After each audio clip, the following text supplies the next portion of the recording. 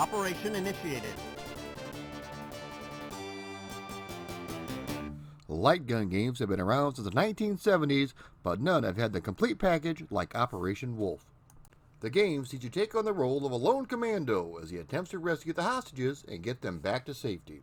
What's the backstory behind the creation of the #1 arcade game in the world? So reload your weapons, stock up on grenades, and get ready to fire, because this is the history of Operation Wolf. The year is 1987, and legendary title designer Tomohiro Nishikado is wanting to try something new with his next arcade game. No stranger to working on hit arcade games, his first massive arcade hit was Space Invaders. Due to his contract with Taito, he was forbidden to reveal that he was the designer of the game. He would go on to work on other games, such as Chase HQ 2, Darius, Parasol Stars, and Bust a Move. He was looking at creating a light gun game, but could not decide upon a theme. Mr. Nishikado was always a fan of action movies, and this was right smack in the middle of the steroid 80s. Arnold Schwarzenegger was looking to either pump you up or blow you up. I lied. Sylvester Stallone was also big with a string of successful movies.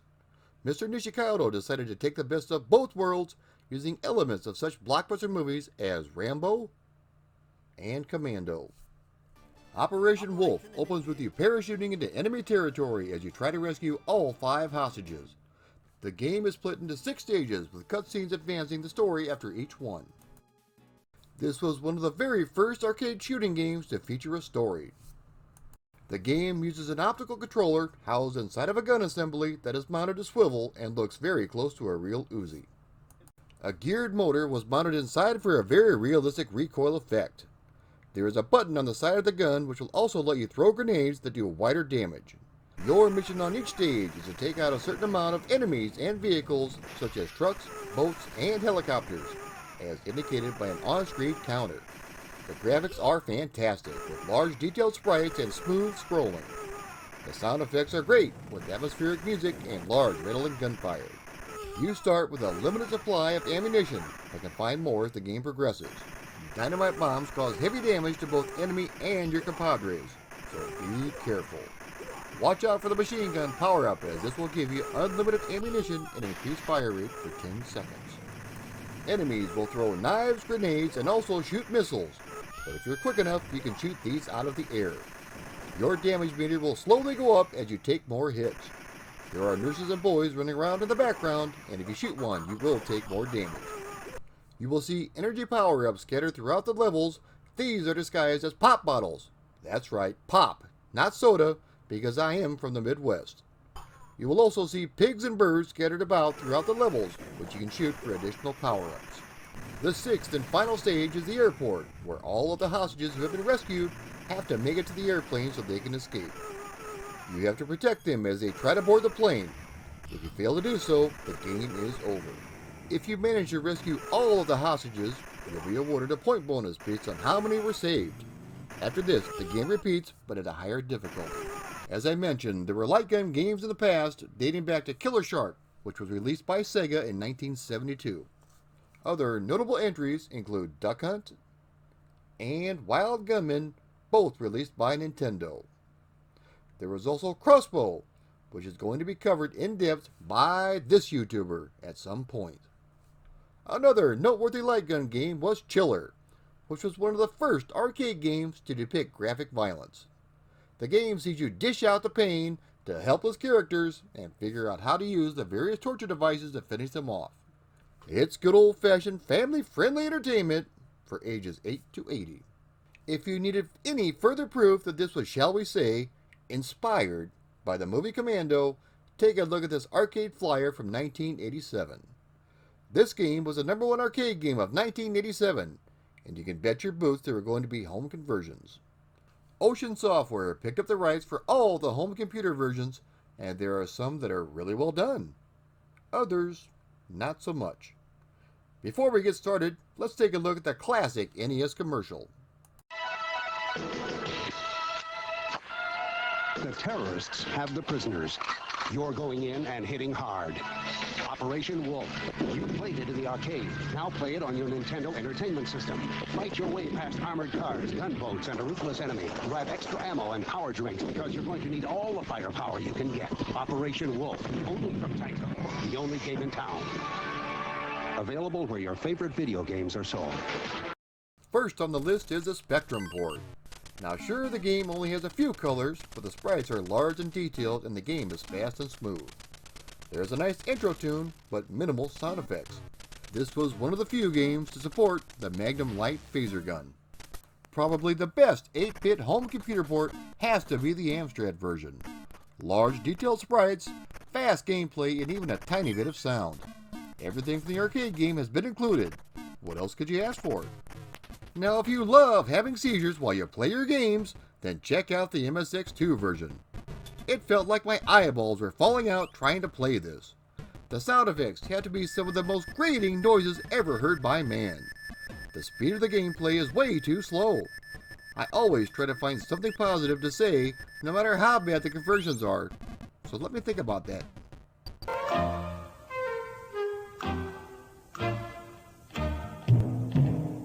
Nope, I've got nothing. Sticking with the 8-bit line of computers, the good old Commodore 64 version is not very good. The sprites are detailed, but they are too small when compared to the other 8-bit machines, let alone the arcade machine. The colors are extremely dull. The sound effects are pretty good, and so is the speed of the pointer. This was another game that utilized the Magnum Light phaser gun. The home version most people from North America are familiar with is the NES port. Utilizing the NES Zapper, the game was a big seller when it came out in 1988. As this was one of my favorite arcade games growing up, I was excited to try it with the Zapper, but found the results to be lackluster. Playing with just the controller, the game was average at best. You better put on your Coke bottle glasses to play this because the sprites are tiny compared to the arcade game. There's a lot of flicker as well, but on a positive note, it does contain the storyline artwork in between levels. The Sega Master System version is up next, and while it's a little bit better graphically than the NES port, that's definitely not saying too much. Using either the Sega Phaser Light Gun or the control pad, the game plays pretty good, but there's a lot of flicker on screen. Sound effects are decent, as is the music. Interestingly enough, the box art for this version featured the artwork for the arcade sequel, Operation Thunderbolt. The MS-DOS version looks pretty good for an early PC release. One advantage that this one allows is the use of a mouse instead of a joypad for more accurate shooting. While the graphics look nice, the speed is too slow and choppy. The sound effects are PC speaker only, so you know they are terrible. Despite the choppiness, it plays pretty good. The Atari ST port looks very similar to the MS-DOS version. However, if you thought the MS-DOS version was slow and choppy, don't even bother looking at this one. This looks to be running at about 4 or 5 frames per second, especially when the action gets hot and heavy. Audio-wise, it's not too bad. It features the original voice samples from the arcade game, but with a loss of quality. Another version you can use with the mouse. Released by NEC only in Japan. The PC Engine version is probably the best home console port. The graphics have nice large detailed sprites with fast and smooth gameplay. Despite not having the original voice samples from the arcade game, the sound effects and music are very good. Surprisingly, the story artwork in between levels are completely different from the arcade game. The Amiga version is a pretty good conversion, featuring large detailed sprites with crisp and clear sound samples. The music is also very well done. Once again, you get to use the mouse, which greatly helps the accuracy. The game is faster and smoother than the Atari ST port, but it's a little bit choppy. The FM Towns version is definitely the best home version not running under emulation. Now granted, the FM Towns version cost equivalent to $3,000 when it launched back in 1989. So if you can afford it, this was the version for you. The graphics are near arcade perfect, with the ability to use the mouse to aim and shoot. Along with CD audio sound means you get an almost perfect replica of the arcade game. The game was also released in the Taito Arcade Legends compilation. Running under emulation, this is an arcade perfect game except for the Uzi. The NES port was released on the Wii Virtual Console, the only difference being you could only use a control pad to fire it, it was not designed to be used with any other device, including the Wiimote. Operation Thunderbolt was released the following year in the arcades. Instead of a side-scrolling on-rail shooter, this one sees you on a jeep as you travel down the road taking out enemies. The gameplay is very similar to the first one, only this time it features simultaneous two-player action. The last level sees you board a plane where all of the hostages are stored. You have to take out the final terrorist who is holding the pilot hostage. Once you enter this stage, you're not allowed to continue, so if you die, you die. The game was ported to a number of home systems, including the Super Nintendo. Operation Wolf 3 was released exclusively into the arcades in 1994. This was developed by East Technology and distributed by Taito. Upon first impressions, it looks very similar to the arcade shooter Lethal Enforcers, but with better animation. There is no storyline connection between this game and the previous two. Unlike the first two games, you have unlimited ammunition for your gun.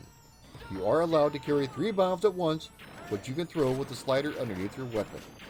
The game is fast and furious, but it is a bit of a rarity at the arcades.